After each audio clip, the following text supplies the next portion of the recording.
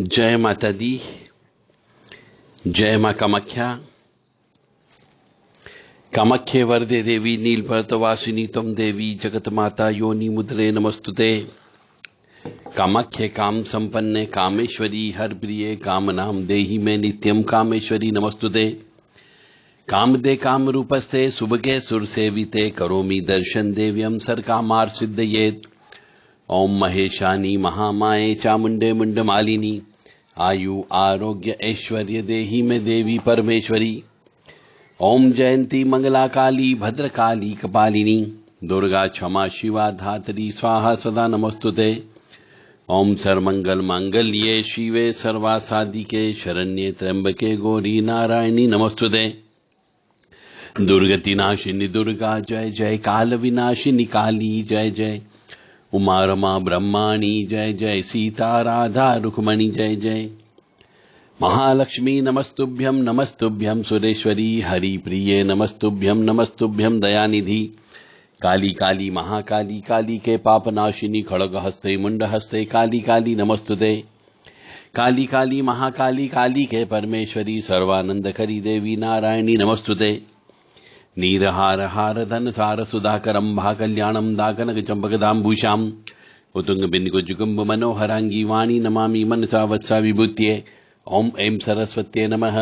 ओम ह्रीं दुर्गाय नमः। या जल जल प्रज्वल अग्नि रूपाय ओम होम ह्रीं श्रीं ज्वाला देवी नमो नमः। देवी प्रपन्नताति हरे प्रसीद प्रसीद मातर्गजोखिलस्य प्रसीद विश्वेश्वरी पाहि विश्वन्तमीश्वरी देवी चराचरस्य।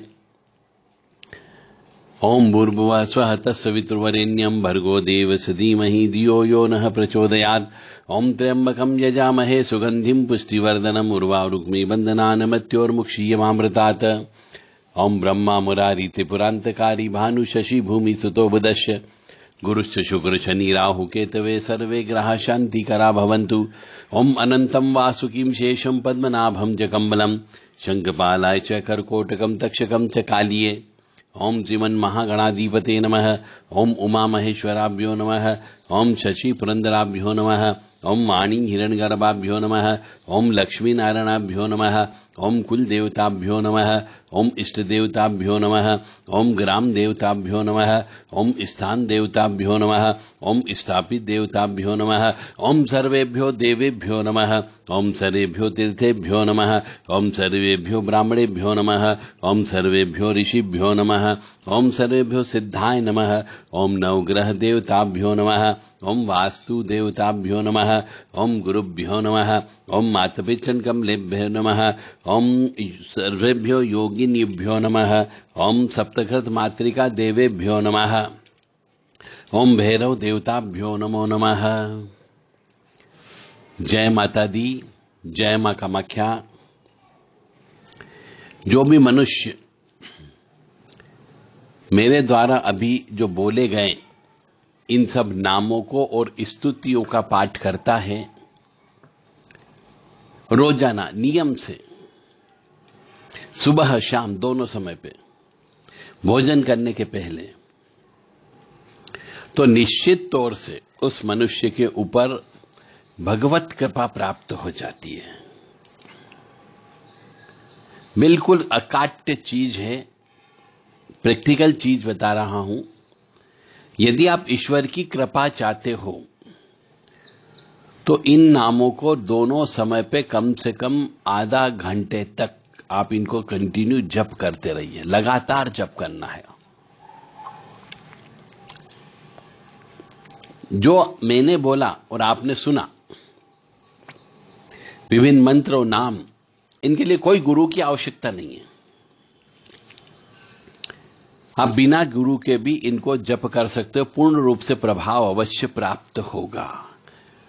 और यदि आप गुरु ढूंढना रहे हो तो इनका नाम लेने से और प्रार्थना करने से आपको गुरु भी स्वतः प्राप्त हो जाएगा। गुरु को ढूंढा नहीं जाता है और न ही गुरु अपने शिष्य को ढूंढता है।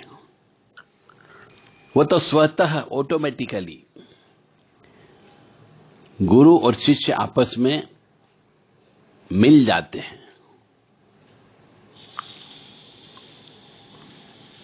इसलिए आप सभी लोग जो भी देवत्व कृपा प्राप्त करना चाहता हो, भगवत कृपा प्राप्त करना चाहता हो, इन स्तुतियों का पाठ अवश्य करें और इन देवताओं के नामों को अवश्य याद करके पूजा पाठ करें। गुरु जी कब मिलते हैं? केवल दीक्षा लेने से गुरु जी नहीं मिल जाते। भटक रहे हैं बहुत से लोग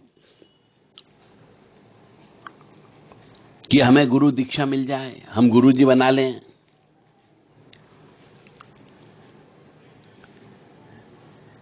केवल गुरु जी से बातचीत करने से, केवल गुरु जी से ज्ञान लेने से गुरु जी नहीं बनते।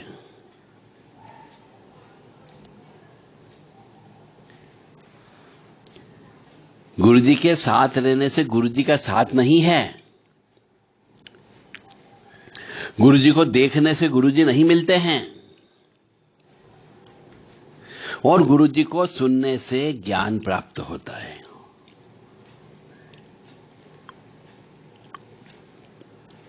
जब एक भक्त भक्ति मार्ग पर चलता है और उसे भक्ति का आनंद नहीं मिले, जो उसको भक्ति में चाहिए वह प्राप्त नहीं हो, तो भक्त जो होता है थक करके बैठ जाता है। तब फिर वह किसी गुरु की खोज करता है और गुरु जी की खोज में उसका एक उद्देश्य छुपा हुआ होता है। गुरु जी के मिलते ही वह उद्देश्य को पूर्ण करने का प्रयास करता है, परंतु जब वह उद्देश्य भी पूरा नहीं कर पाता है तो वह फिर नए गुरु की तलाश करता है और यह सिलसिला शुरू ही रहता है जब तक कि वह उद्देश्य पूर्ण नहीं हो जाता। तो ऐसा नहीं होना चाहिए। आप प्रारंभ में ही गुरु जी के बारे में पूर्ण रूप से जानकारी प्राप्त कर लें, उस उद्देश्य की प्राप्ति के लिए जो आपको चाहिए। और गुरु जी किसको नहीं मिलते हैं पूरी जिंदगी भर?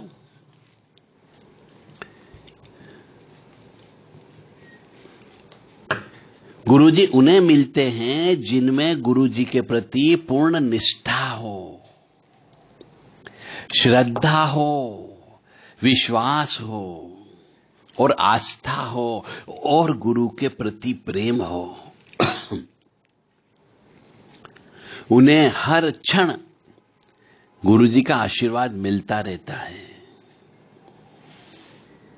शिष्य कहीं भी रहता हो और गुरु जी कहीं भी रहते हो, फिर भी वह एक दूसरे से बात कर सकते हैं, मिल सकते हैं, एक दूसरे का हाल चाल समझ सकते हैं। गुरु जी शिष्य को ज्ञान देते हैं। यह वह आस्था, प्रेम, विश्वास की डोरी है जो अपने आप बनती है, जिसमें कोई बात कहने की जरूरत नहीं होती है। इसलिए अपने जीवन में गुरु अवश्य बनाना चाहिए। गुरु सेवा हो गई, गुरु तत्व हो गया, मंत्र तत्व हो गया, गुरु की आज्ञा होगी, गुरु के वस्त्र हो गए। इस प्रकार गुरु के बारे में बहुत सारी चीजें दी गई है। आपको गुरु को बनाने के पहले बहुत सोच समझ करके बनाना है। और गुरु का मतलब होता है, गु का मतलब है अंधकार, अज्ञान, और रू शब्द का अर्थ है प्रकाश यानी ज्ञान। तो अज्ञान को नष्ट करने वाला जो ब्रह्म रूप प्रकाश है वह गुरु होता है। इसमें 1% भी शंका नहीं करना है आपको।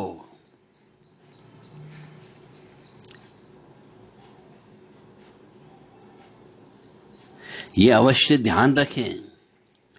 गुरु शब्द का जो प्रथम गु शब्द है वह माया आदि गुणों को प्रतिनिधित्व करता है, और दूसरा अक्षर जो रू है वो माया की भ्रांति से मुक्ति देने वाला परम ब्रह्म है।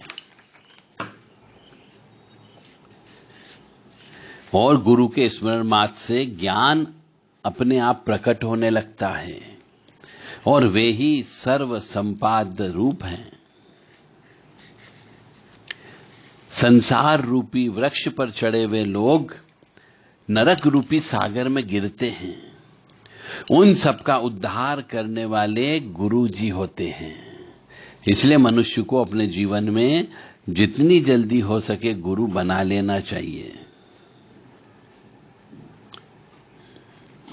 जब इस संसार रूपी जंगल में प्रवेश करने के बाद जब कोई मार्ग दिखाई नहीं देता है, भटक जाते हैं, मन भ्रमित हो जाता है, उस समय जिसने मार्ग दिखाते हैं उन्हें गुरु कहा जाता है। गुरु वे हैं जो नित्य है, निर्गुण है, निराकार है, परम ब्रह्म का बोध होना चाहिए। जैसे एक दीपक से अपन दूसरे दीपक को प्रज्वलित करके उजाले को बढ़ा सकते हो, उसी प्रकार गुरु के पास जो ब्रह्म भाव का ज्ञान है वह शिष्य में प्रकट करके अपने गुरु तत्व को बढ़ा सकते हैं।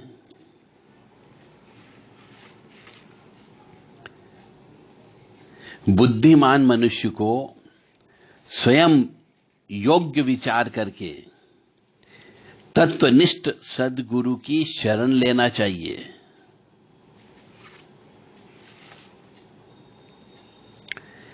विद्या का जो प्रवचन करने वाले होते हैं उन्हें गुरु मानना चाहिए।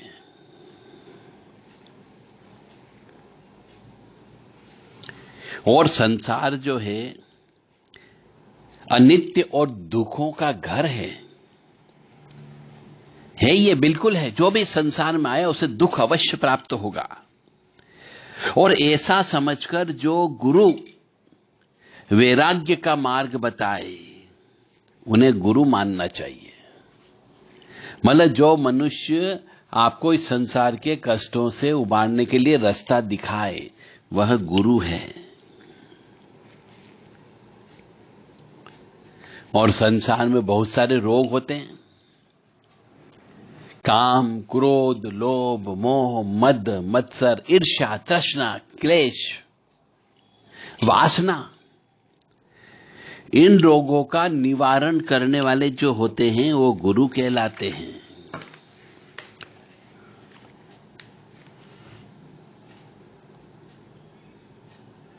आपकी धर्म की संदेह को जड़ से जो नाश कर दे, जो जन्म मृत्यु के भय को विनाश कर दे, वो गुरु कहलाते हैं। क्योंकि मनुष्य जो इस संसार में आया है उसका तो जन्म है ही, और उसकी मृत्यु भी अवश्य होना है। तो फिर काहे के लिए डरना? क्या कोई मनुष्य आज तक अजर अमर है जिससे आप मिले हो? नहीं। जो भी इस संसार में आए, चाहे पशु, पक्षी, कीट, पतंग, मनुष्य, इस आत्मा का जो चोला जिसमें ढला है वो नश्वर है। तो जो मनुष्य आपको जन्म और मृत्यु के भय से निकाल दे वह गुरु कहलाता है।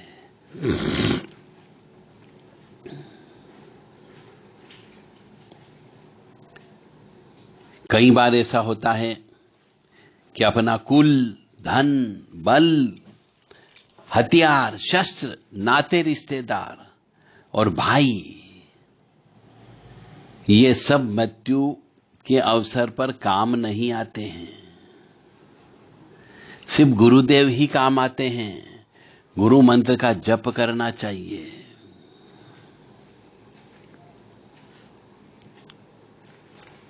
इसलिए गुरु के बारे में कहा गया है कि गुरु गोविंद दो खड़े, काके लागू पाए, बलिहारी गुरु आपकी गोविंद दियो बताए।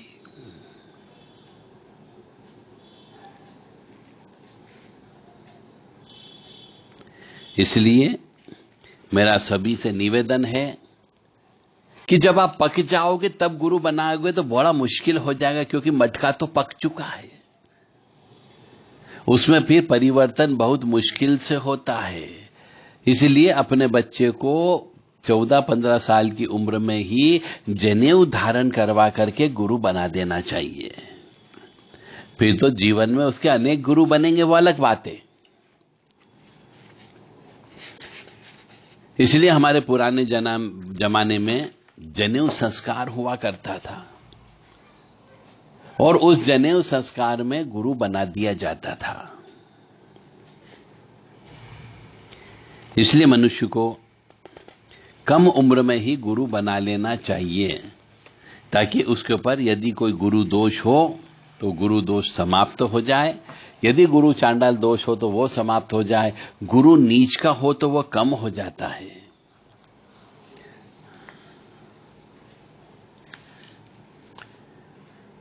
इसलिए जीवन में गुरु का होना अत्यंत आवश्यक है।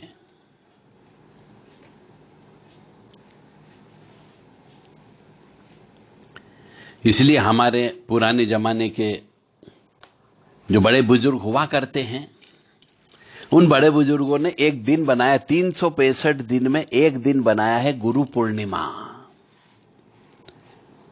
तो यह गुरु पूर्णिमा का दिन गुरु भक्ति को समर्पित होता है और यह आता है आषाढ़ पूर्णिमा के दिन आता है और यह पवित्र दिन माना जाता है। और हमारे यहां पर हिंदू सनातन संस्कृति में गुरु को सर्वोपरि है और उस दिन गुरु की पूजा की जाती है उनके ज्ञान के कारण। बेसिकली यह है ज्ञान की पूजा। तो गुरु का जीवन में उतना ही महत्व है जितना जीवन में माता पिता का महत्व होता है। गुरु भी प्रथम माता पिता होते हैं और उसके बाद वास्तव में गुरु ही चलाता है।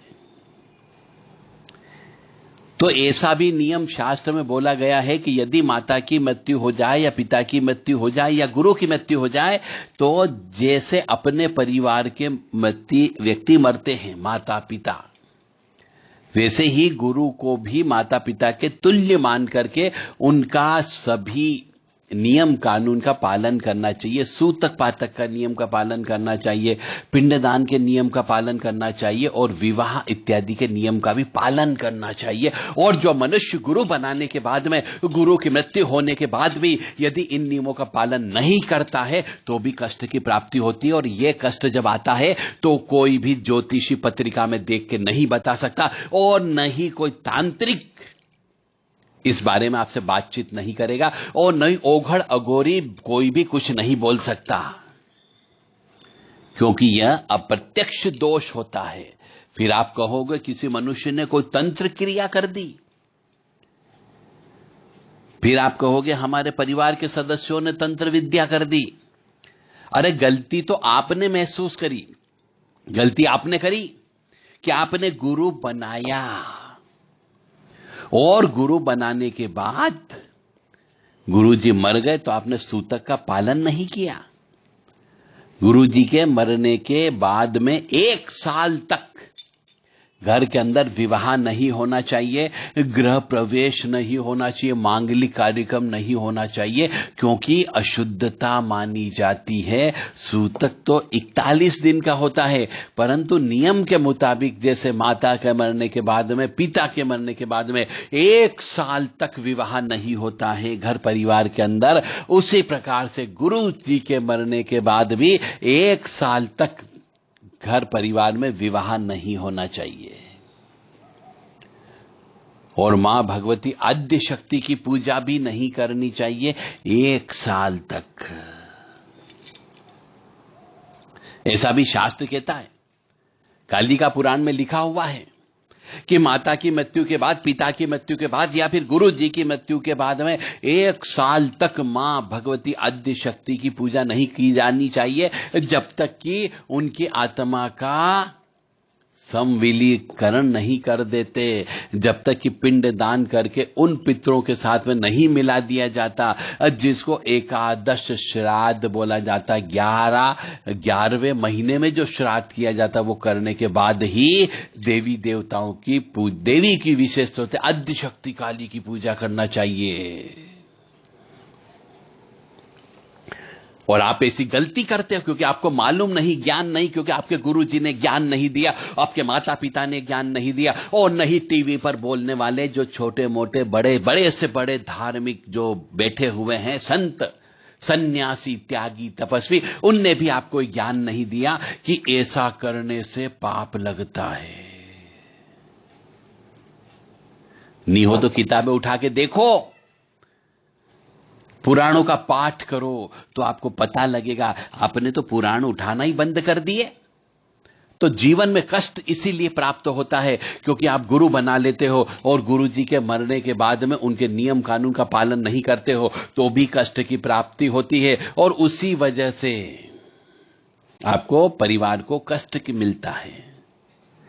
इसलिए इस बात का ध्यान अवश्य रखें, अन्यथा आपको कष्टों से कोई नहीं रोक पाएगा। कोई तांत्रिक, ओघड़, अघोरी, भोपा, भगत कोई भी नहीं रोक पाएगा, और नहीं आपकी जन्म पत्री में कोई भी ज्योतिषाचार्य ऐसा लिख नहीं सकता कि आपने ये वाला पाप कर्म करने की वजह से आपको कष्ट की प्राप्ति हो रही है।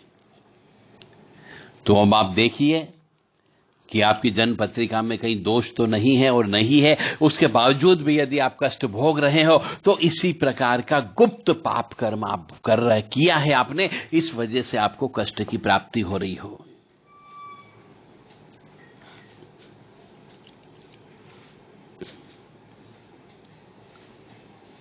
माता पिता तो मनुष्य को इस संसार में लेकर के आते हैं, उन्हीं से हमारा अस्तित्व होता है, इसलिए प्राइमरी गुरु कहलाते हैं।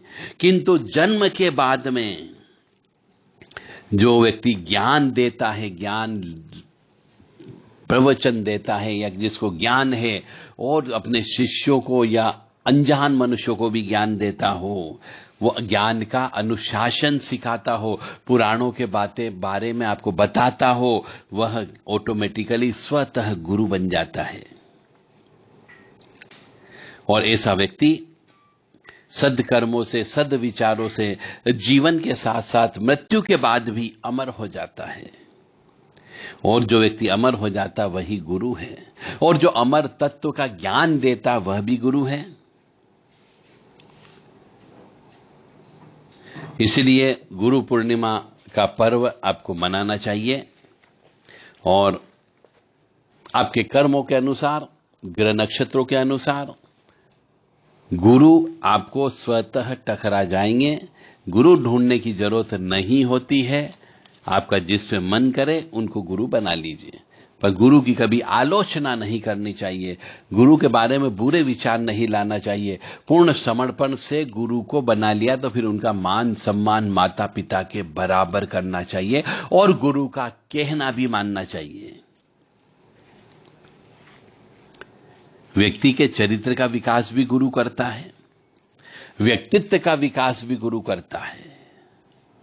इसलिए इस जो संसार है, इस संसार में जो कठिन राह होती है बहुत सारी, वो गुरु के मार्गदर्शन से सरल हो जाती है। यानी गुरु जो होता है वह शिष्य के बहुत से बुरे गुणों को नष्ट कर देता है, मतलब बुरी आदतों को नष्ट करवा देता है, उनके चरित्र में परिवर्तन कर देता है, व्यवहार में परिवर्तन कर देता है, सद्गुणों को भर देता है। और जो गुरु शिष्य को ईश्वर से साक्षात्कार करा दे, सत्य की खोज करवा दे, वही वास्तव में गुरु है। तो गुरुर् ब्रह्मा गुरुर्विष्णु गुरुदेवो महेश्वरा गुरुर् साक्षात् परम ब्रह्म तस्मै श्री गुरुवे नमः। ध्यानमूलं गुरुमूर्ति पूजामूलं गुरुपदम् मंत्रमूलं गुरुवाक्यं मोक्षमूलं गुरुकृपा अखंडमंडलाकारं व्याप्त येन चराचरं तत्पदं दर्शितं येन तस्मै श्री गुरुवे नमः। इस प्रकार से गुरु महाराज की स्तुति करना चाहिए। त्वमेव माता च पिता त्वमेव बंधुश्च सखा त्वमेव विद्या द्रविड़ं त्वमेव सर्वमम देव देव। तो ये जो गुरु जी के संबंध में ऐसे श्लोक अपने शास्त्रों में मिलते हैं, इन सब से पता लगता है कि माता पिता के ऊपर भी गुरु का स्थान बता गया है। तो आपको अपने गुरु महाराज की चरण कमल की, उनके ज्ञान की षोडश उपचार पूजा करना चाहिए।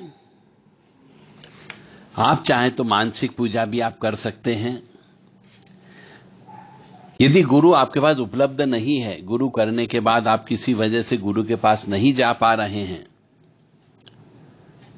तो मानसिक पूजा भी आप गुरु जी की कर सकते हो। मन ही मन भावना करो कि हम गुरुदेव जी के चरण धो रहे हैं,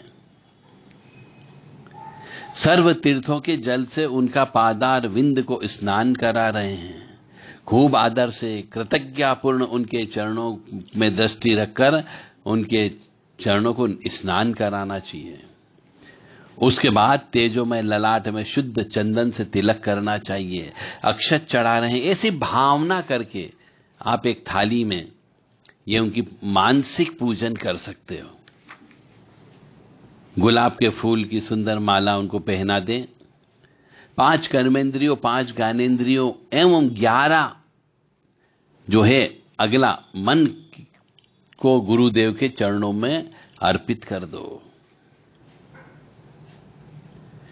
शरीर से, मन से, वाणी से, इंद्रियों से, बुद्धि से, प्रकृति से, स्वभाव से जो भी है वो सब गुरु को अर्पित करो गुरु दीक्षा लेने के बाद।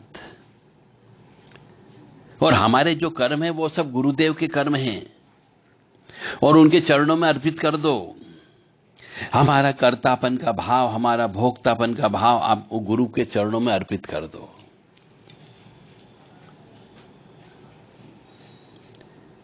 और अपने जीवन को आनंदमय बनाओ। गुरु की कृपा को, गुरु के ज्ञान को, आत्म शांति को हृदय में भरो और उनके अमृत वचन पर अडिग बने रहो। यानी कहने का अर्थ यहां पर यह है कि गुरु महाराज जो वचन बोलते हैं, उन वचनों को मनुष्य के जीवन में अपने शरीर में उतार लेना चाहिए। मन, कर्म, वचन से उनका पालन भी करना चाहिए। और जो शिष्य गुरु के द्वारा दिए गए वचन को, अमृत वचन को सुनता भी नहीं है और पालन भी नहीं करता है, तो इसका मतलब यह है कि वह गुरु शिष्य परंपरा के नियम कानून को तोड़ रहा है, उसको गुरु दोष का पाप लगता है। इसलिए मनुष्य को गुरु अवश्य बनाना चाहिए और उनके नियम कानून का पालन करना चाहिए। गुरु पूर्णिमा आने वाली है, तो गुरु पूर्णिमा के दिन यदि आपके ग्रह नक्षत्र सकारात्मक रहे तो आपको निश्चित तौर से गुरु की कृपा अवश्य प्राप्त होगी। जय माता दी, जय मां कामाख्या, मां भगवती जगत जननी आद्य शक्ति भवानी, आह्लादिनी शक्ति, कष्ट निवारिणी, दुख निवारिणी, महिषासुर मर्दिनी, चंड मुंड नाशिनी, सिंह वाहिनी, क्लेश नाशिनी, पाप नाशिनी आपको सुखी रखे, स्वस्थ रखे, प्रसन्न रखे, सुख दे, समृद्धि दे, शांति दे, यश दे, कीर्ति दे, मान सम्मान दे और साथ ही साथ में निरोगी रखे। जय माता दी, जय मां कामाख्या। यदि किसी मनुष्य को, आप सभी धर्म प्रेमी बंधुओं को देव राधा ट्रस्ट के द्वारा कुछ लिखी गई किताबें चाहिए तो 9893128047 और 7649862712 पर संपर्क कर सकते हैं, ताकि आपको काली से संबंधित किताब, दुर्गा सप्तशती के रहस्य से संबंधित किताब, नवरात्रि से संबंधित रहस्य की किताब, ज्वारे कैसे लगाना चाहिए उससे संबंधित किताब, पाठ कैसे करना चाहिए उससे संबंधित किताब, लक्ष्मी जी की कृपा आपको कैसे प्राप्त हो उससे संबंधित बुक, घर में सुखी कैसे रहें, समृद्धशाली कैसे रहें, घर में हवन कैसे करें, पूजन कैसे करना चाहिए, अनुष्ठान कैसे करना चाहिए और साधना कैसे करें, ईश्वर की कृपा कैसे प्राप्त हो, शिव जी की कृपा कैसे प्राप्त हो, मतलब करीब करीब सभी देवी देवताओं के ऊपर जिनकी की पूजा घर में की जा सकती है, उन सभी के ऊपर किताब लिखी गई है। आप चाहें तो किताब प्राप्त कर सकते हैं व्हाट्सएप के माध्यम से 9893128047 और 7649862712 इन पर व्हाट्सएप के माध्यम से संदेश देकर के उचित दक्षिणा देकर के ये किताबें प्राप्त कर सकते हैं। जय माता दी, जय मां कामाख्या।